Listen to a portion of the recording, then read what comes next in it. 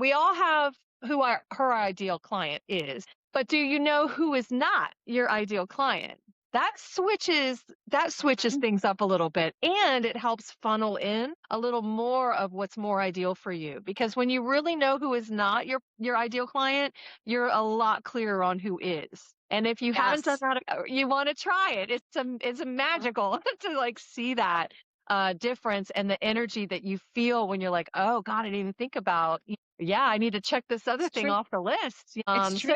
Yeah. that's what I mean and that happens in the vetting process. Like when I'm calling and talking in that first vision call, I'm vetting, and I'm also not just vetting for myself, but vetting for them as well, because first and foremost, it's about the experience. This is True Voice Unfiltered, the podcast where raw truth meets real transformation. I'm your host, Daria Anne, ghostwriter, content strategist, and holistic health warrior. No, I'm not a doctor, nurse, nutritionist, or any kind of medical professional, and this show does not dispense medical advice. I'm just an informed patient sharing what I've learned on my own healing journey. I also interview accomplished authors, speakers, entrepreneurs, and functional medicine practitioners who are transforming lives. If you're ready to break free from the sick care system, reclaim your health, and transform your life, you're in the right place. Let's get unfiltered. Hi, everyone, and welcome to True Voice Unfiltered's local business series. I'm your host, Daria Anne, and I help busy professionals transform their knowledge and expertise into evergreen brand assets like books. You may notice my background here is my own book, My Escape from the Sick Care System, and I'm actually working on book 2 as I record this. But I'm really happy to announce that I have become a member of a fabulous networking group here in the Melbourne area called Invested Networking Group. So you can see my name tag. Also got my official water bottle, which I love, and my official binder, which is over there. And I'm really thrilled to be able to showcase local businesses through this podcast. I really was missing that human interaction, even though I have been working remotely since 2004. So this is nothing new for me, and I really enjoy it. I also realized that I needed a little bit of structure. I needed the structure where I had to be someplace at least once a week at a specific time to interact with other business professionals, meet more people in the community, support local businesses, and just, get to know people. So I reached out to a good friend of mine, Lisa Soloway, who is a realtor here in the Melbourne area, right before Christmas, and I asked her if she could recommend a networking group for me, because she and I were part of a networking group years ago that has since disbanded its local chapter here. So Lisa recommended Invested Networking Group, and I joined in January with a little bit of a shaky start just because of everything that was going on in my personal life with Willow. But once I got beyond that, I really threw myself into it and decided that one of the ways I could support the businesses in this group was to do individual interviews with the members. Hence my local business playlist at True Voice Unfiltered. So I hope you enjoyed today's interview. Please support these businesses any way you can. Share the episodes. And I know that not every business lends itself to working with clients or customers remotely. But even if you know people who live here, or if you could just share the interviews, that would be really helpful to help them attract their ideal clients. So without further ado, I present True Voice Unfiltered's local business playlist. Hey everyone, welcome to True Voice Unfiltered, the podcast where raw truth meets real transformation. I'm your host, Daria Anne, and I'm really excited to welcome my guest today because this is the second interview in my local business series. And my guest today is Trilby Saldana, president of the Magic Money Tribe, which is a chapter of Invested Networking Group here in Melbourne, and also a wonderful photographer. I hate to call her photographer because she's so much more than that. Trilby is all about creativity and telling stories and really capturing someone's brand through the camera, which is just her tool. So Trilby is a photographer and creative director who helps people, families, and brands tell their stories through timeless imagery. With more than 2 decades of experience behind the camera and on stage, she knows how to draw out genuine presence, the quiet confidence that comes from feeling truly seen. Her work blends creative direction, intuition, and storytelling to create images that feel natural, refined, and a little bit magical, just like her. Trilby's background as a performer shapes the way she approaches every session, understanding how body language, light, and energy come together to tell a story. Whether she's photographing a high school senior stepping into their moment, a family capturing a season of life, or a brand ready to show up with authenticity and purpose, her goal remains the same: to create imagery that reflects both the beauty and truth of her subjects. Trilby's approach is calm, intentional, and rooted in connection. Each session is designed not just to capture how someone looks, but who they are, their presence, their expression, and the story that exists between the frames. Trilby believes great photography is less about posing and more about understanding. It's about creating a space where people can relax, express, and truly be themselves, because that's when the magic happens. And I am so grateful to know Trilby. I've mentioned this before, but late in 2025, I realized I needed to get out and join a networking group and at least have a place to be once a week. I love working remotely. I've been doing it since 2004. It's awesome. And at the same time, I really missed human interaction. And I spent 6.5 years working remotely as a content manager with a very structured schedule that really did not allow me to get out and meet people in my community.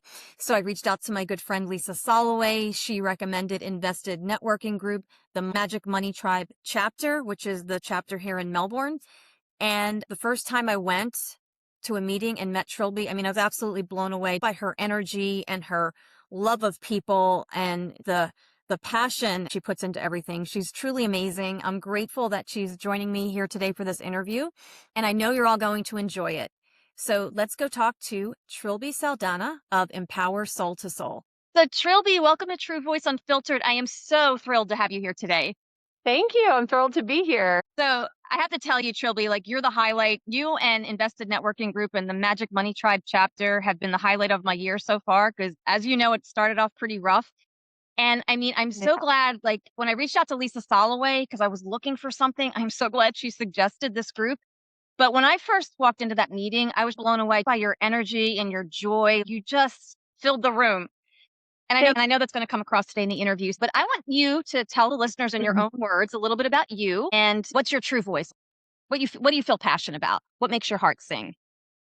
Might have to have a couple podcasts for what I'm passionate about, but so I was born and raised here in Florida in the Space Coast, and I was raised in Merritt Island. Over there, our little barrier islands right there under the shadow of the shuttle that would go up. And so we literally right in the backyard, just watching that go up. It was amazing. But I have 2 children, 2 biological children and 3 bonus children. And I'll be married 14 years coming up here this coming month to my husband, who's also a Air Force veteran. And and I have 2 grandchildren. My oldest bonus daughter has our oldest grandson, who is 8, going to be 8 this year, I believe. Terrible with dates and ages, and then my granddaughter from my biological daughter, she will be 1 year in June. So yeah, it's been an adventure. Lots and lots of wonderful, wonderful things in our lives. Congrats, Trilby. You certainly have a full life. Yeah. There's a lot of stuff going on. We gotta balance it, you know? Yeah. Completely. Well, you do it so well too. I mean, you run those meetings, they run so efficiently, which is another thing I love about it. But I want you to talk to me, because I know, I had a nice visit with you recently at your house, and I know you say this in the groups too, like, the camera is basically your tool. And can you explain what you mean by that, and why you don't like the label photographer? Well, so yeah, the camera is a tool for any of us that are using one. Any of us that call ourselves photographers, portrait artists, it is only a tool. And if you're a photographer, you know that it is always about the condition of the person, because it's a scary place on the other side of that lens. And so I find myself mostly focused on the person. The only reason why I don't like the term photographer right now is because of how everything's been watered down. I mean, as photographers, it's our fault. We've conditioned society to just look at us as freelancers and get the cheapest price. And if someone's going to beat you out by $20, they're going to, well, it's all, everybody's got a budget, and if there's any struggle, you're going to just choose sometimes the lesser cost that will fit more in your budget. And there's a lot of photographers every day that are starting up and freelancing, and they're just testing it out. What I love about that with the digital camera is it's allowing a lot more people to step into a creative space that they otherwise would not have been able to do. And as we know, creativity is intelligence having fun. And so having an outlet like that that's so quick, even with our phones, to just build yourself up through creativity. And suddenly people realize, oh my gosh, I really love this. I love photographing people or landscapes or pets or babies. And so we have pretty much a new photographer board almost every minute. So I had to try and figure out, how do I step away and get out of this pool of conversation? I prefer to be, called a creative director, portrait artist, because that really is what I am. I really am a director. I am a coach, a certified coach. So I work with a lot of personal development. I work with trauma. I work with all kinds of things Oh, that wow. hold people back from stepping into their power. As I continue to work on those things daily, I get opportunities every day to practice all the things that I'm teaching or learning. And so I come from a place of a healed place in the certain levels of things. And so it's always about the people. And a lot of times, if you're not really tuned in to the person that's on the other side of that lens, you're just taking a nice picture, but you're not really grabbing an essence of someone if you don't know them and you don't know who you're talking to and you don't know who you're photographing. Sure, we can take pictures all day long that are super fashionable and super cool and theme and all of that, but it's really the heart of the people that you have to dive into, because when they see that photo, first of all, you want them to remember what a great experience they had, because it's something that every time they see that photo, it's going to be like, "Oh, I remember that day." And then they're going to see themselves, because we will have had a conversation, and they're going to see the other side of how they see themselves, right? From here, not with these, but from Mhm. here. And so that's what's most important to me. So even when I talk to other photographers, those are the kinds of conversations that I'm having. Just we have to talk differently, and we have to speak differently. If we want to grab back what's super special about using that tool, right? And it's just a tool. Yeah. And so that's why.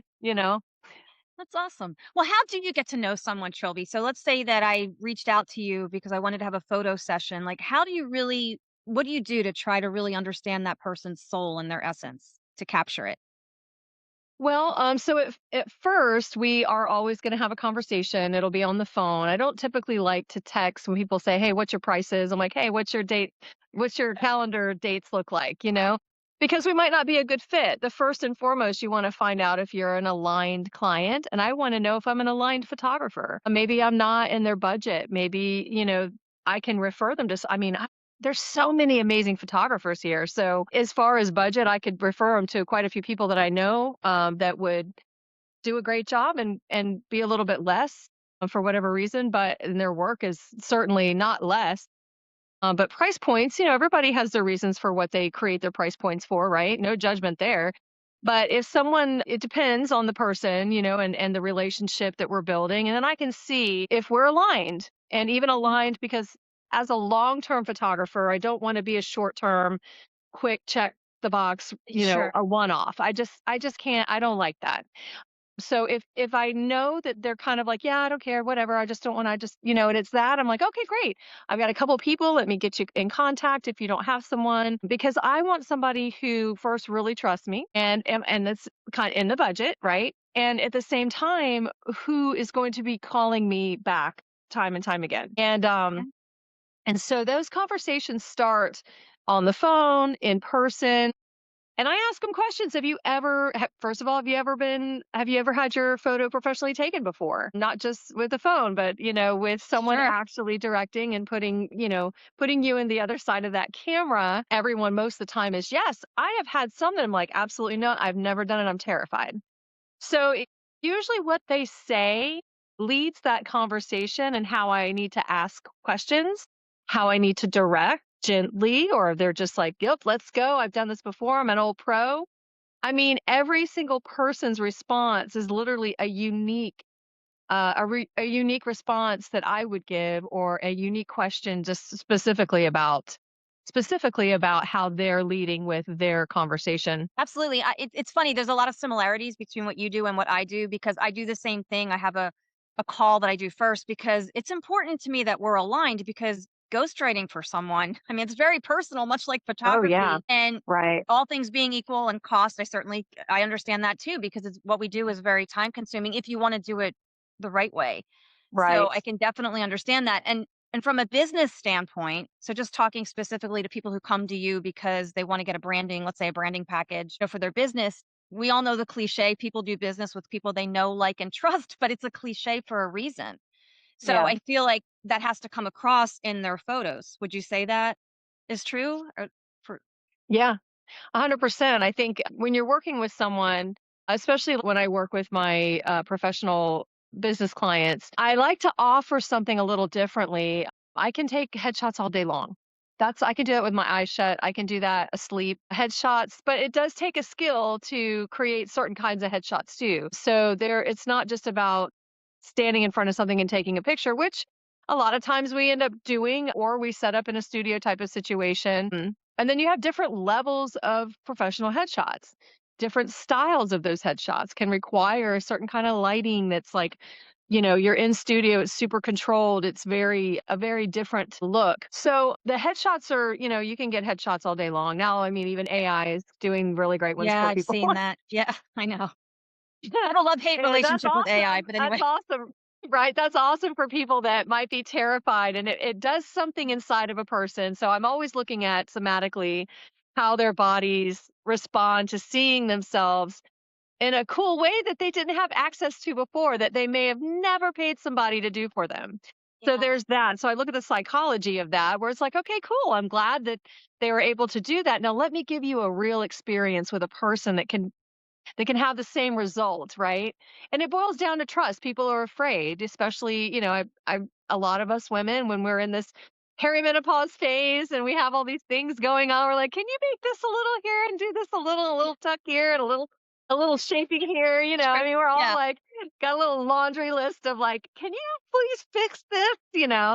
And yeah, so there's a lot of inhibitions going on, for a lot of reasons. And you'd be surprised, even women that, maybe we would look at and be like, oh my God, fitness model, look at this body, look at this beautiful young girl, or guy. They all show up with the same inhibitions. They have something that they're afraid of somebody seeing, or they think that we're hyper focused on what they're hyper focused on their own bodies, or yeah, they just feel so vulnerable. It's really hard for them to be on the other side of that lens. It's exposing.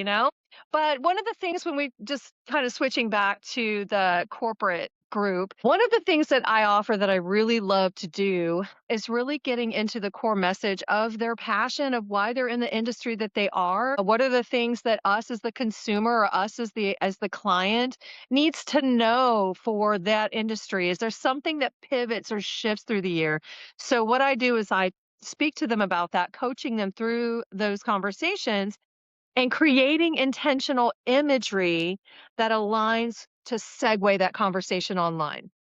Now, I do not do marketing for people, but I have people that I can connect them to take those images and that messaging and create a really great plan of posting, right? I do not necessarily do that. I can give a little guide, but it's not coming from, because I have studied what the algorithms are, and I know that they have professionals that do that, that are really awesome, and you're going to want to connect to those people. So where I come in is I help create the content, the intentional images, the intentional conversations that matter.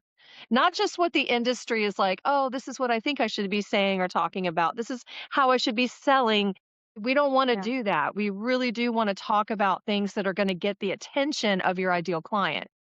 And if you don't mind, I'd like to say, when I keep saying ideal client, if you haven't picked up on that, because so I have two sides of that.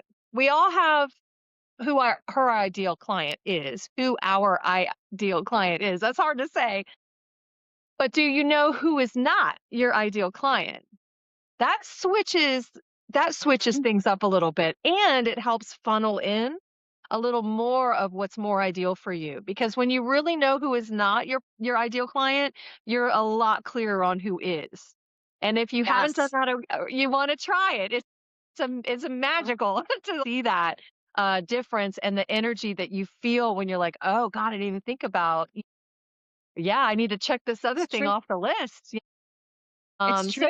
Yeah. that's what I mean is and that happens in the vetting process, like when I'm calling and talking in that first vision call, I'm vetting and I'm also not just vetting for myself, but vetting for them as well because first and foremost it's about the experience, right? And they're going to remember it. If it's traumatic or something that is just like or they really Yeah. don't want somebody like me. I may be fun, I may be super happy and a hugger and all that great stuff, but maybe they're not looking for that. And that's okay. Yeah. I will know and I will think, wow, I can't really be myself with this person.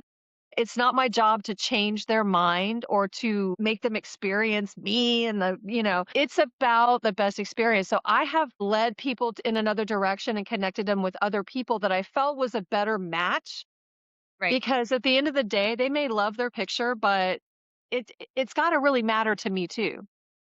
And so when they see that picture, they're going to remember a great experience, but maybe I'm not the best match for them because of what they're looking for. It really depends. I just really pay attention, or at least I try. I try not to miss things so that I can really match them up, with either me or someone else. I can totally relate to what you're saying, Trilby. I mean, I've done that myself. I've referred people to other ghostwriters or editors because I just felt Mhm. like we were not in alignment. Nothing and Yeah. no hard feelings. I want people to be happy Yeah. and enjoy, like you were saying, enjoy the whole experience. I mean, that is so important. And It's responsibility. I think it it's is integrity, and I think that it's our responsibility to know that and to not just like everybody is not our client. right, right. Anybody that says, "Oh, I just take everyone." And I used to say that. So I've had really great mentors like really, funnel me down. Yeah, You can't you may be able to do that, but you should not do that. When you hone in on a few things or something like photography is a wide, vast area. I can photograph anything. However, I would prefer to photograph just a few things in that. And as a photographer, you can do, two or three special things or just one main thing. I am neurodivergent, neurospicy. There is no way I will ever be able to photograph one thing. I've already come to grips with that. I'm done with people telling me that. I'm like, listen, yeah. that's not going to happen. It's But your superpower. it's my superpower. And we get bored too easy. Like, it's Yeah, not a good idea.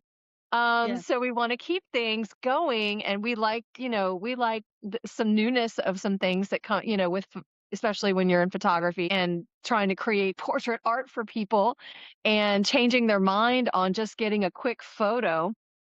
I really want to do more intentional, take my time. I mean, I used to do weddings and I have one coming up because it's one of my senior clients, my high school senior clients, and she pulled me Nice. back out of the vault for a wedding. Hey, So that's the ultimate compliment, I think. So I know I'm like, I don't do them anymore. She's like, you gotta do ours. So I'm back, but just for hers. And then yeah, I've actually partnered with a wedding photographer now that I'll be, bringing people to this other company. So for that, but nice. anyway, so yeah. The other thing I wanted to ask you, Trilby, too. So, do you have a studio, or do you go on location? Like, I guess it depends on what kind of package they sign up for. But how does all that work? So I go to where my people are. So it could be their office. A lot of people want outdoor, so we'll go to the park or to the beach or the woods or Oh, industrial nice. Yeah. city. We go everywhere. And I also have my own backdrops. And so I bring, if it's more of a formal studio type of situation, then I'll take that stuff and go with more lights. Yeah, and like yesterday or what's today? So 2 days ago, oh Friday, it was Friday.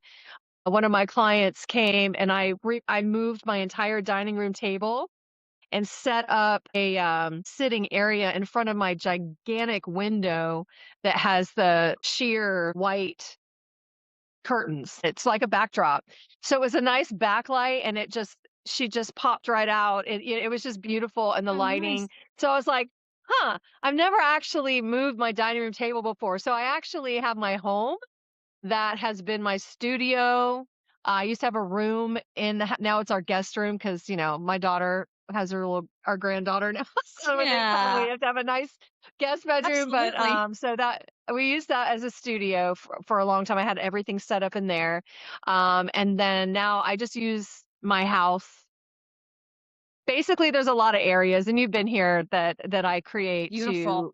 yeah, Yeah. depending on my client, I can use my house, and nobody would ever know. Yeah, it's beautiful. Yes, I I do love your have house. people, I do have studio owners that I can rent from too, and I've done that too as well.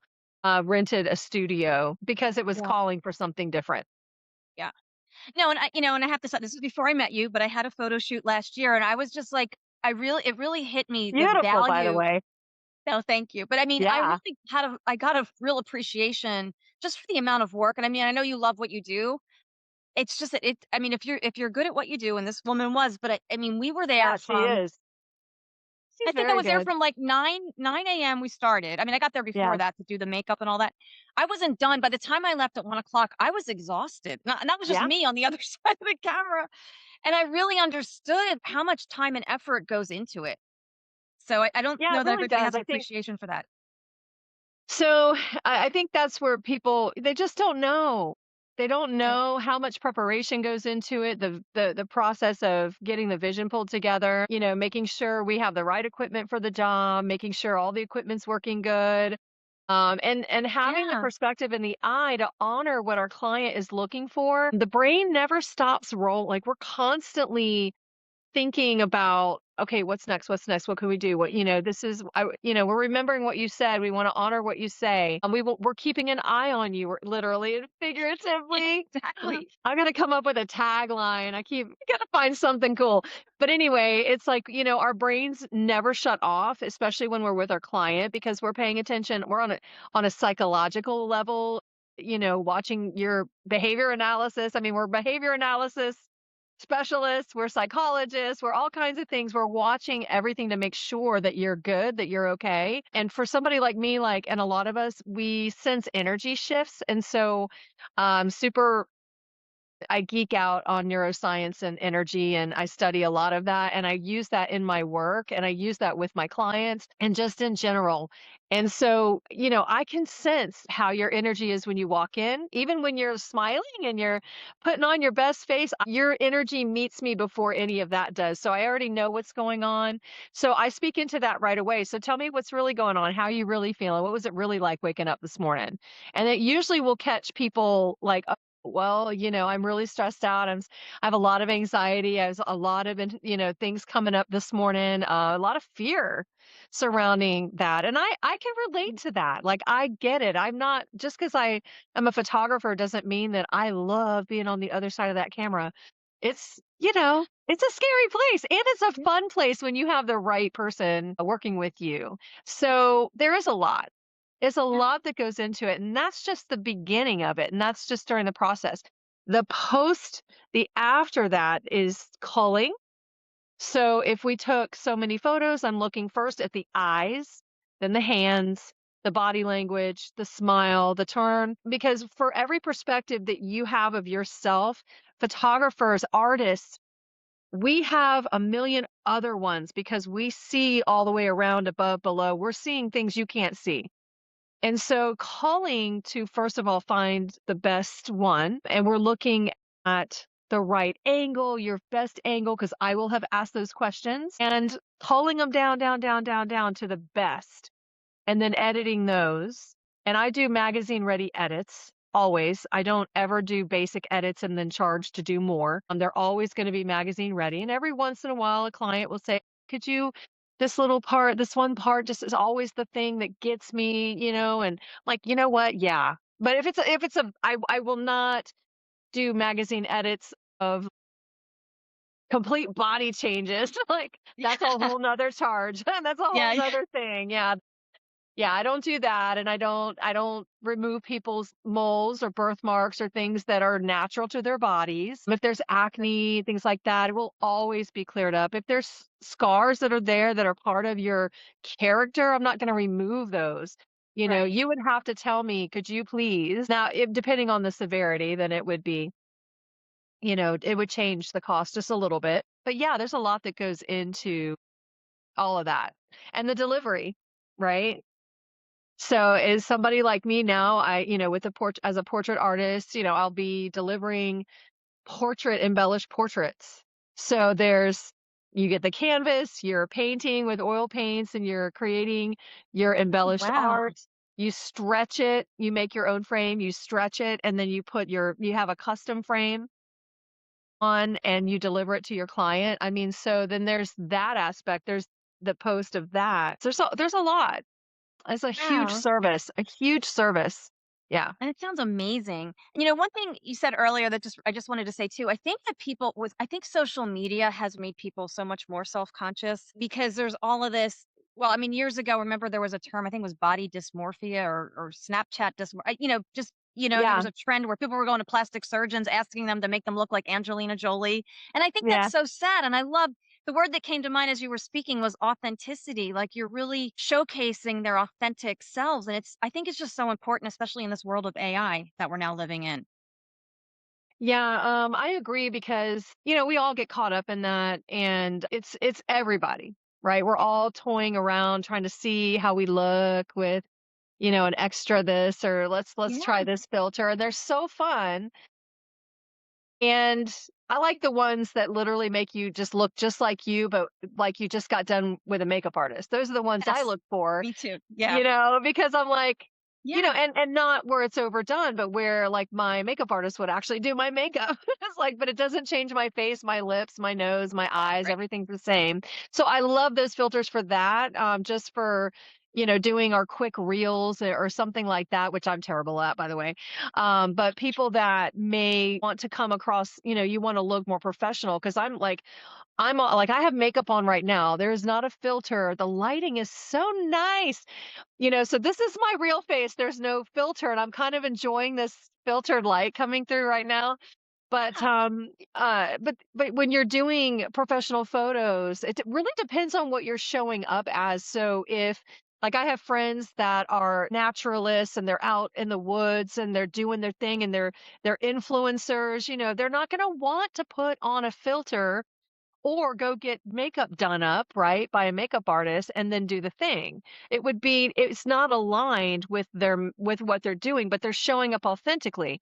But so is the corporate leader who shows up with a beautifully makeup created face and hair and they get everything done and they're showing up professionally because guess what?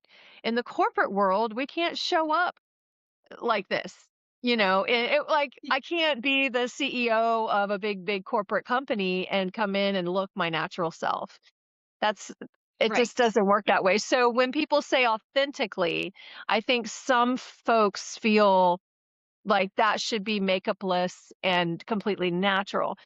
So when I help people create the image that they're looking for, it really depends on what they're coming to me for. And I will tell them we need to do less makeup, we need to keep it stripped down, or we need to really get you chiseled out and do the makeup and get your hair done because you have a certain thing that you're trying to achieve.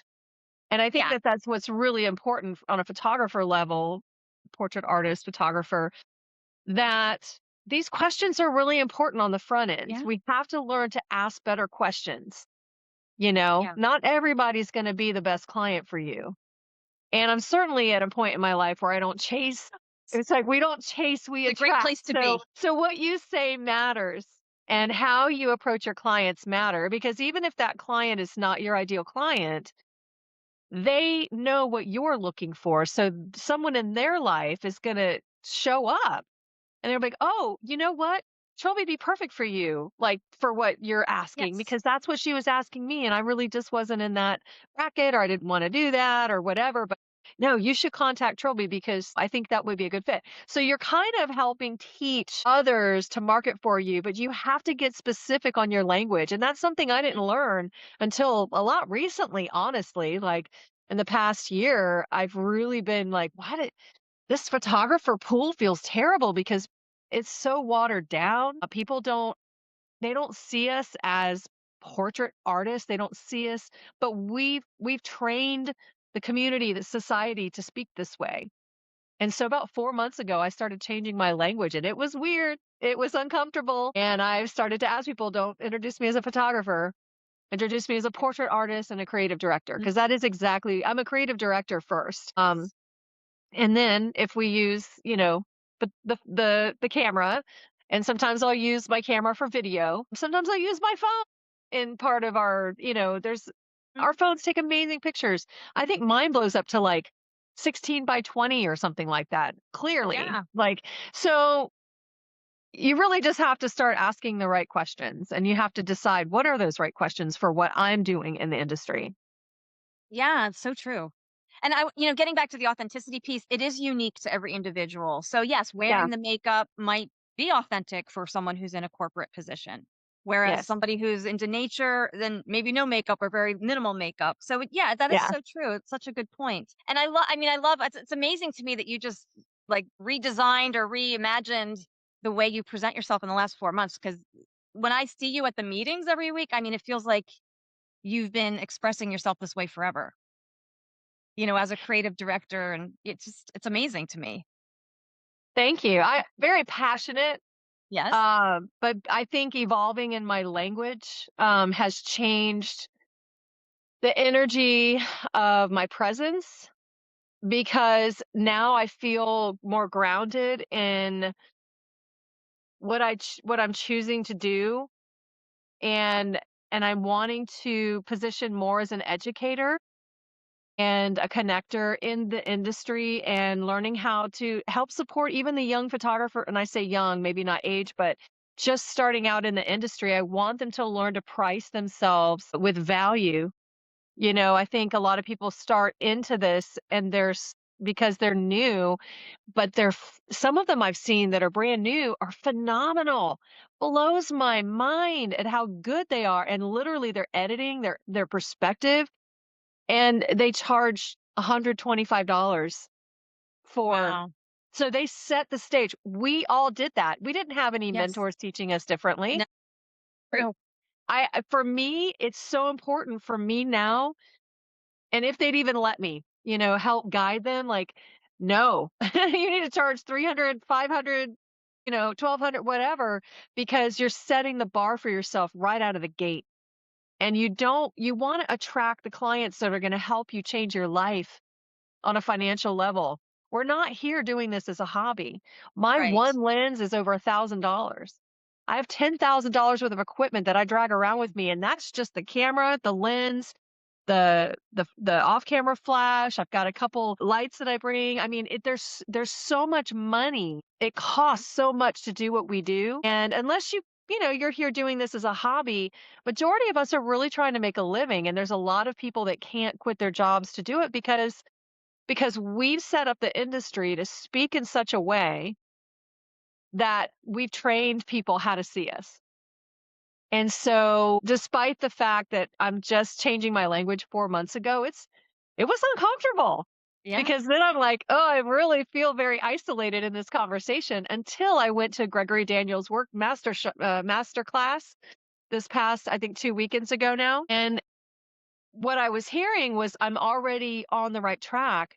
And I didn't have any mentors before that I was really, that I'd heard that. So I was really thankful for that class, and continuing education with them because it's exactly the direction that I felt in my gut to Mhm. to switch those gears.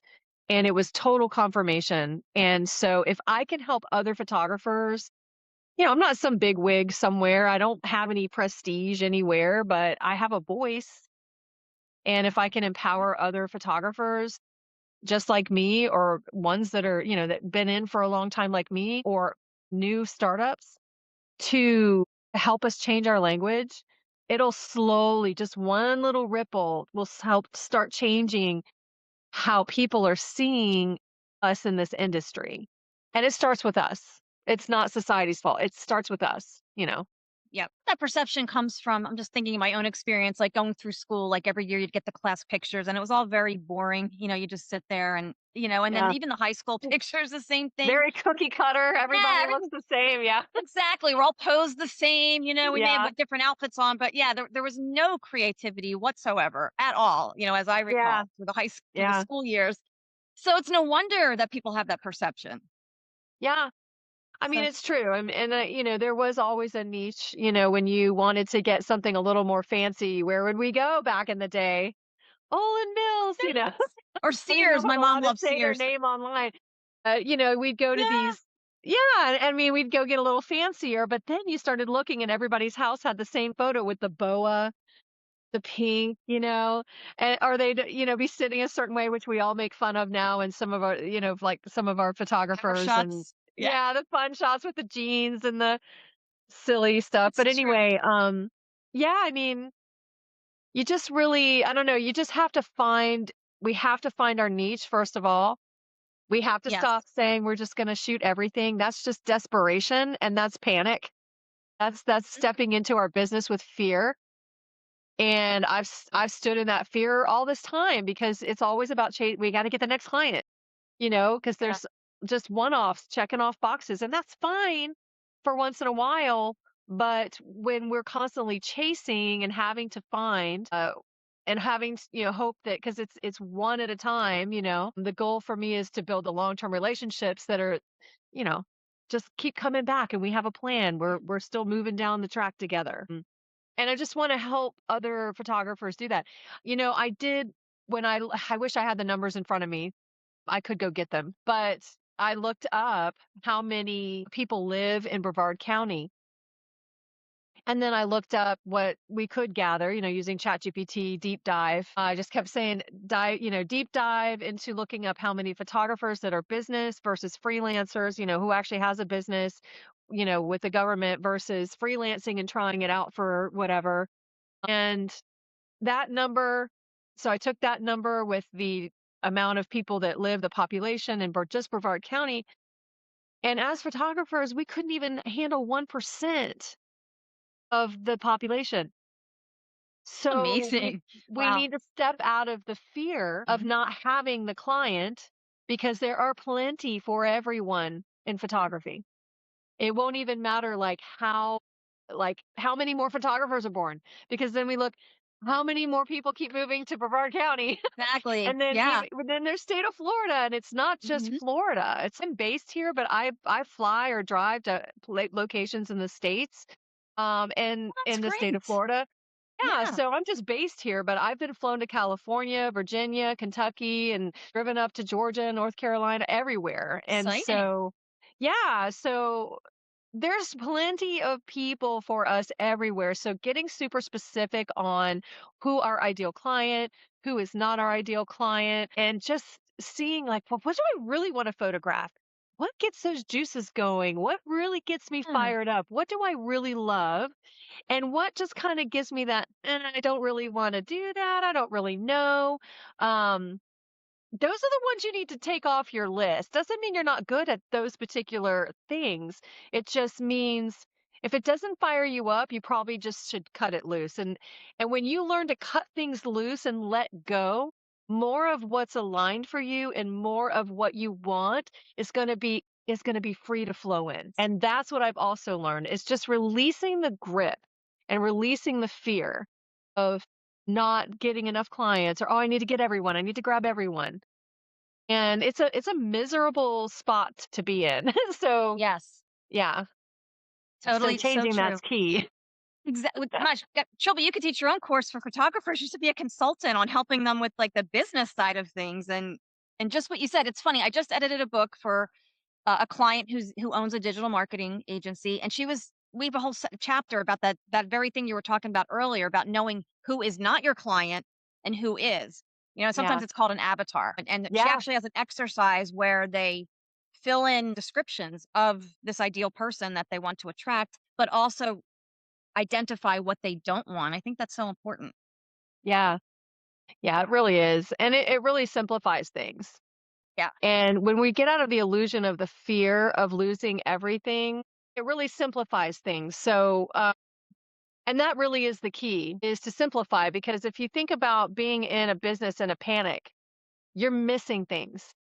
So when we learn to simplify and just kind of slow it down, pull it back, let go of some things that maybe don't perfectly, they don't really feel great. You might have to do some things you don't like for a little bit just to kind of make sure that you have the income there to support and sustain the bills or whatever it is. But eventually the goal is, and it's always got to be a plan, start moving in that direction and seek the mentorship.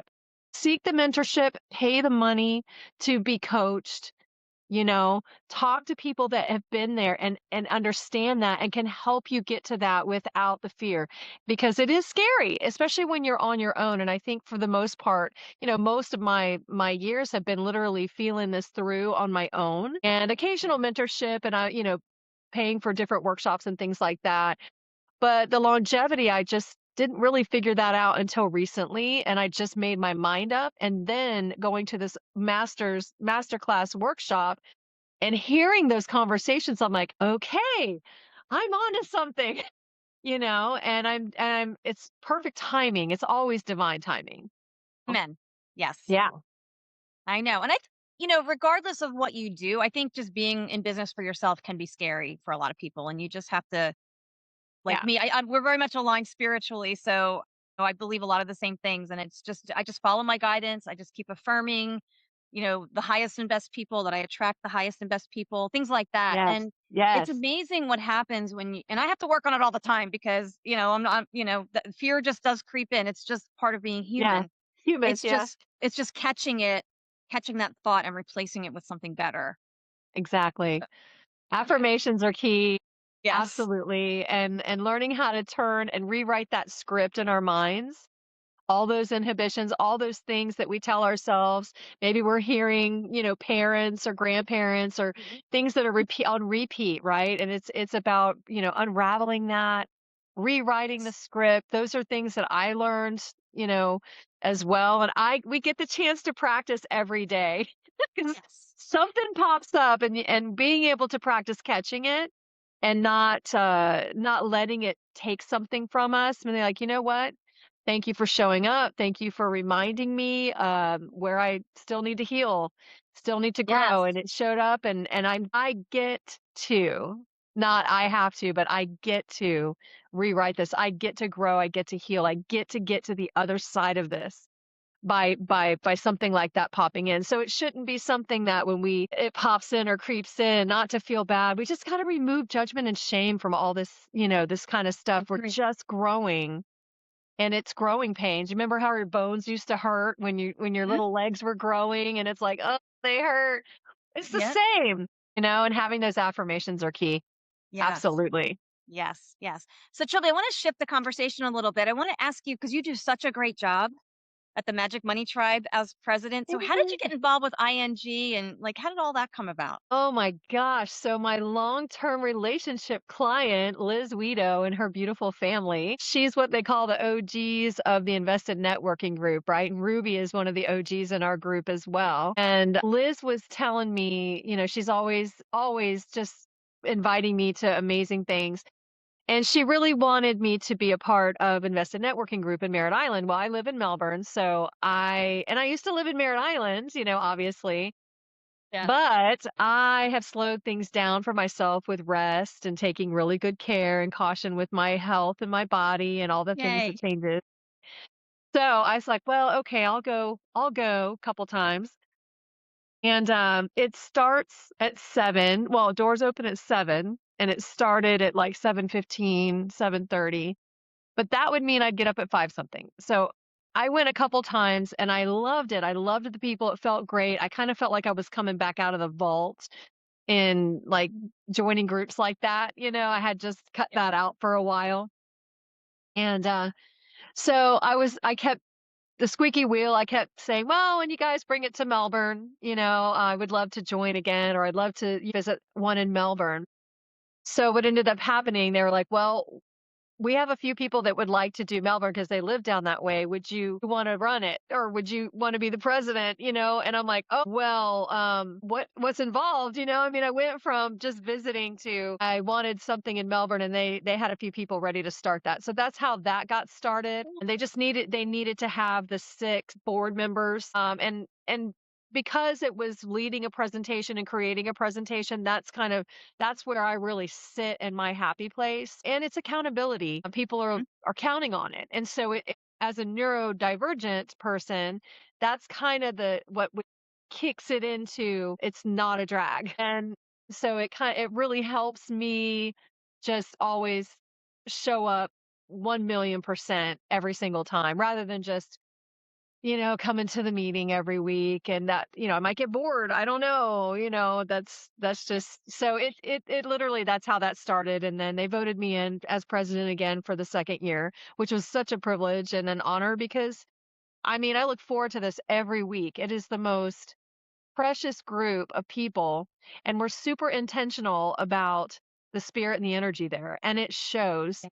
And our people show up the same with that same energy every single week, and it is absolutely amazing. Yes, I love it. And you're phenomenal. I mean, you just made quite an impression on me the first day I walked into that meeting, and Oh, I just felt so comfortable and kind of like you. I mean, I had gotten away from it for so many years. I mean, I've been working remotely since 2004, so that was nothing new. But when I was a yeah, content manager, my day was so structured. I didn't have time to join right. meetings. And then when I kind of made the leap last August, I started thinking about it, and that's when I reached out to Lisa in December because I really missed I Yeah. wanted to have like some structure where at least one day a week was expected to be somewhere and actually like shake hands with real people or give them a hug in your case. Right. And See, it's actual amazing. humans. Yeah, exactly. Yeah. No, yeah, I love it. And I also want to say this too. I love that I had to have an interview, that you guys are very selective and just protecting the energy of the group. I mean, I really appreciated that. Well, good. Uh, I'm glad to hear that. I know some people may feel like, are you fit in the club or not? But it's not about that. It's literally, we want to be clear too that in order for us to stay intentional and create this container, this little sacred container of really great energy and support, it requires you to show up. And we've had a couple people that have been really great, but they couldn't commit to the Thursdays, even in the Zoom. And, and it's just, we're not a good fit yeah. just for some, because if they're looking just to kind of swing through, throw their cards around, we're not going to be that networking group for them. So we want to make sure too that we're the right fit for them.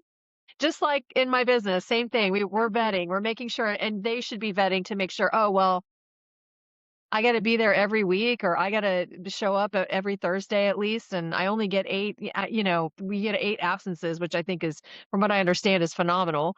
Um, That's pretty and we make generous. yeah, and so we wanna make sure we're the good fit for them too, but we have a responsibility now. When we started to create this invested networking group, and one of the things that stood out was the quality of the connections. So we have a responsibility to our members to continue to bring in people that are invested in the Yeah. networking group, because invested networking group is really based on the heart. Yeah. And so I feel like our group has become, Being here. very heart, yeah, Mhm. very heart focused, and that's evident. That's evident with every single meeting with the testimonies that come in. I mean, it's every meeting with the Yes. testimonies. So if that starts to slow down, then I need to pay attention and adjust. And so I'm always paying attention to that to make sure that we, stay responsible and accountable to the people that have invested in us because of that. Yes. No, it's a wonderful group. And I'm just going to put it out there. Anybody Thank listening you. who's local, I will put the website, investednetworkinggroup.com, in the show description. And of course, your website, Trilby. Is there anything else you want to share that maybe we didn't discuss today? Anything else? I think we covered everything. It was Mhm. so great. Your questions were awesome. And yeah, and I'm so honored that you brought me onto your podcast show, and super fun. And I look forward to more. Oh, I feel the same way about you, Trilby. I'm so glad we Thank met. you. Like I said, it's been the highlight of my year, and I'm saying that it's only March, but it's definitely one of the top highlights. And I'm just looking forward to getting to know you and everyone even better, and really making a big contribution to the group. So Well, you already do. You add so much by being there. It's so exciting to have you there and your sweet spirit, your light, your gifts and talents. I mean, it's only just not even scratching the surface yet. I can't wait for more with you personally and the books and the things that I'm working on. So I'm super excited to have the connection with you, not just as a person to person and a heart to heart, but in business too. So it's really great. I'm excited to see what more you bring and how we can support and pour into you over the next year, for sure. It'd be fun. It's gonna be awesome. Yeah, so good. Well, thank you so much for joining me, Trilby. And I'll see you on Thursday. All right, thank you for Take having care, me. honey. Hi, I'm Dr. Liz. I just want to tell you how amazing and easy it was to work with Daria on my book. You see, I've had a book for a while, been sitting on my desk, sitting on my computer. Maybe you might be able to relate to that. And I didn't know what to do, how to take it to the next step, how to make it look polished and edited and easy and useful for my readers. Met with Daria. We had some great conversations. She learned my voice, my goal, my style, and she was able to edit and give me feedback on how to make my message clearer, more focused, polished, and it worked. I have a book. In fact, I have a book and a workbook that she's edited for me and guided me along the pathway. So if you're maybe a little bit like me, that you have a book or you have an idea and you haven't known where to take it, how to take it to the next stage, reach out to Daria. She's a game changer and she's really easy to work with and takes great pride in her work as well. So join me in the publish author arena. Reach out to Daria. I'm Dr. Liz.